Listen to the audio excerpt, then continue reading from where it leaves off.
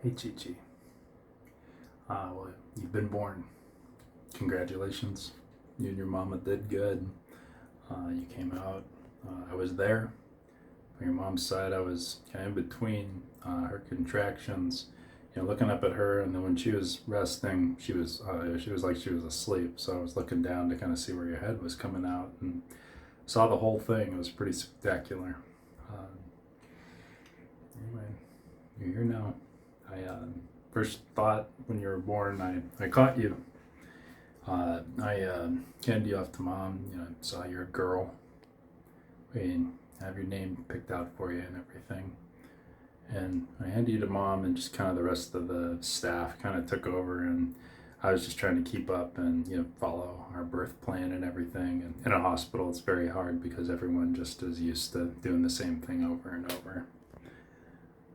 Your As things died down, and I remember just being exhausted. You were at it for about 19 hours. And they asked me to hold you. It was just so surreal. Uh, just like it just didn't all register. I'm just holding you and looking at you. And I first when I looked at you, I thought of your grandpa. He kind of had a, kind of like a look that he gives. And man, you had such a head of hair for a baby. Um, then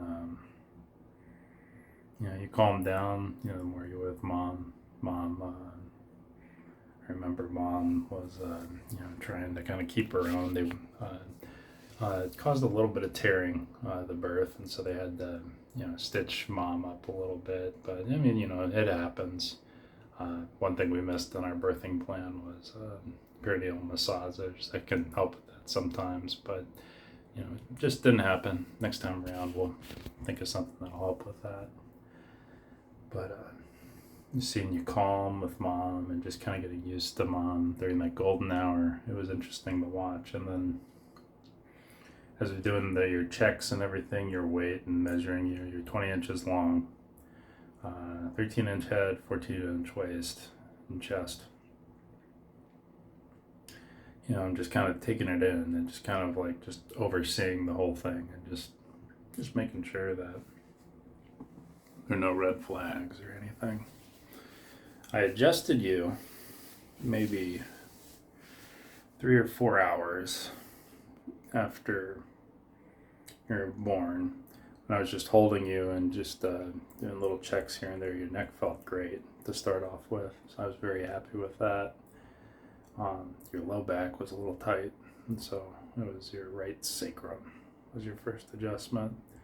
As we waited around the hospital, over these last 48 hours, where I was feeling that there was a tiny bit of tension in your neck, and just a tiny bit of tension along your left side of your thoracic lumbar postural junction.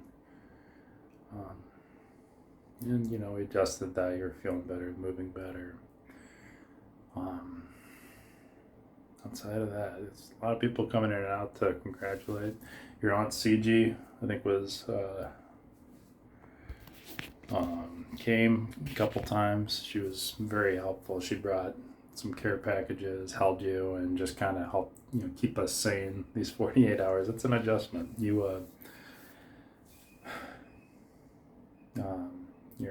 All your grandparents came. Grandpa Doodoo, Grammy, and then I don't know, Mimi and Papa. I'm trying to remember what they want to be called. You're the first grandchild on my side. You're the fifth, the youngest on your mother's side. Kind of a unique position. You're the oldest and the youngest as of today.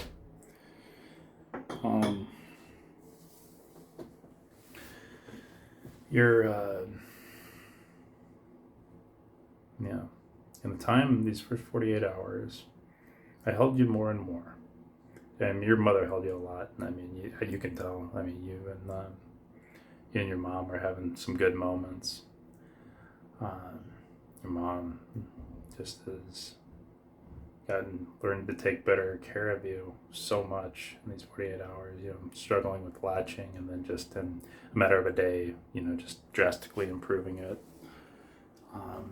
Learning how to hold you and calm you, and I had a pretty good day one with you. You seemed really taken to just kind of hang out with me and just lay on me. Second day was a little rougher. You just, I think you were just hungry. You wanted to eat, and I can't help you with that. That's Mama's job. Just kind of in the time. First day, the more I held you, the more I just felt connected to you.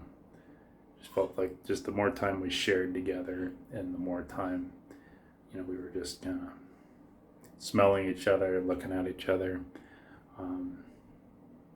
It just fed something in me that just wanted to love you more and more and do good by you more and more. I imagine that'll continue like that, the more time we spend with each other.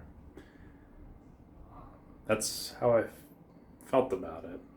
When the times you wanted to be with Mom, and I couldn't seem to calm you down, there's something in my brain that clicked in that was just like, all right, just make Chi-Chi comfortable, make sure Mama's comfortable, and make sure that Chi-Chi's getting what she needs.